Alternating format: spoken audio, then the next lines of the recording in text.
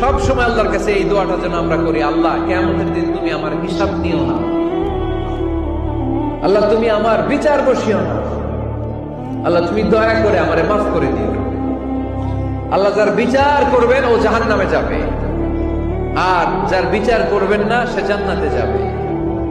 আল্লাহ যদি বিচার করে আর পাই টু পাই হিসাব নেয়, নামাজ পড়লি না কেন, রোজা রাখলি না কেন, মিথ্যা বললি কেন, খাদ্যে ভেজাল দিলি কেন, মাছে ফরমালিন দিলি কেন, যৌতুক খাইলি কেন, ঘুষ খাইলি কেন, উল্টাপাল্টা করলি কেন, জিনা করলি কেন, একটার পর একটা প্রশ্ন বানে যদি সেই ভয়ঙ্কর দিনে আল্লাহ আমাদেরকে জর্জরিত করে, আমাদের কোনো উত্তর আছে?